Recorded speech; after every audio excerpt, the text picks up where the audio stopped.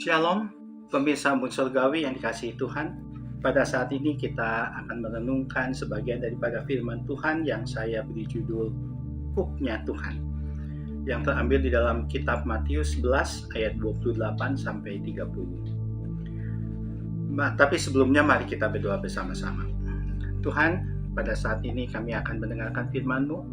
Biarlah kuasai hati kami untuk kami dapat bukan hanya mengerti, tetapi kami juga dapat menjadi pelaku firman di dalam kehidupan kami. Terima kasih untuk kesempatan ini Tuhan. Hanya dalam nama Yesus saja kami berdoa. Amin.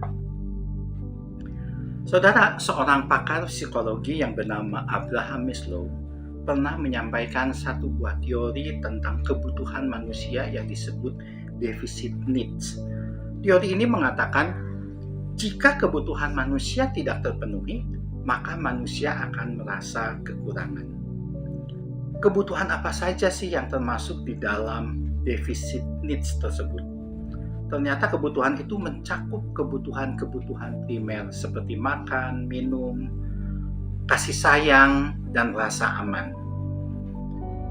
Namun jauh sebelum Abraham Maslow menjelaskan teori tersebut, Tuhan Yesus sudah tahu bahwa manusia butuh kasih sayang. Manusia butuh ketenangan, butuh kelegaan, butuh rasa aman. Dan Tuhan sudah menawarkan hal itu. Matius 11 ayat 28 sampai 30 diawali dengan ajakan daripada Tuhan kepada kita semua, marilah kepadaku. Lalu dia mengatakan, aku akan memberi kelegaan kepadamu. Ini merupakan satu undangan darinya. Dan undangan itu perlu kita respon.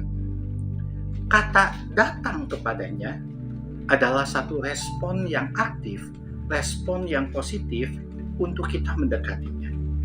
Setelah itu, Tuhan menyuruh kita agar memikul kuk yang dia pasang. Kuk dalam konteks kitab Matius ini berkaitan dengan hukum atau beban yang harus dipikul.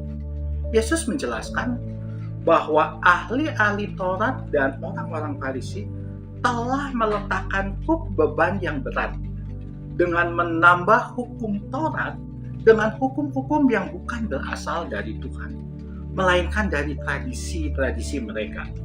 Dan hukum tersebut sangat-sangat memberatkan, di mana terdapat 248 perintah dan 365 larangan.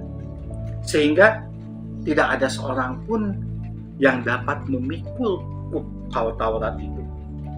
Hanya Yesus yang mampu melakukannya dengan sempurna melalui kedatangannya ke dunia untuk menggenapi hukum Taurat sekaligus menyempurnakan hukum Taurat itu dengan hukum kasih. Sejak Yesus datang ke dunia menggenapi hukum Taurat, maka kuk yang harus kita tanggung telah digantikan Yesus dengan pengorbanannya di kayu salib. Maka sejak itu, kuk yang Tuhan kenakan pada kita menjadi enak dan ringan. Karena Yesus yang menjadi pasangan kita. Namun, mengapa kuk yang digunakan sebagai gambaran? Ternyata, kuda yang paling liar sekalipun dapat menjadi jinak ketika kuk mengikat kepada lehernya.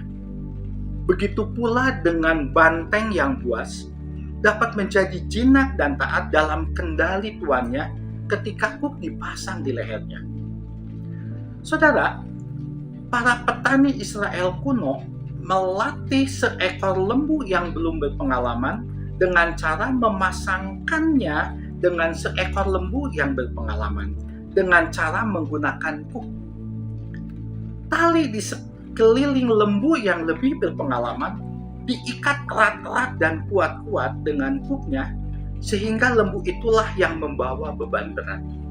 Sedangkan pada lembu yang tidak berpengalaman, tali-tali itu agak dilonggarkan.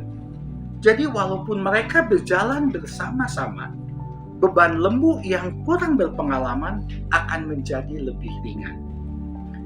Dari gambaran ini, Seolah-olah Tuhan ingin berkata kepada kita, aku berjalan di sebelahmu. Mari kita berjalan bersama.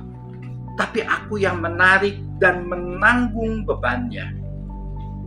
Apa beban berat yang Tuhan tanggung? Seringkali kita tidak sadar, Dia telah menanggung dosa kita, hukuman dan hutang abadi kita. Apakah kita sudah berterima kasih atas kebaikannya? Mari saudara, mulai hari ini kita belajar untuk berjalan bersama Tuhan sambil menanggung kuk ringan yang harus kita pikul. Sebab Tuhan adalah pasangan perjalanan hidup kita. Amin.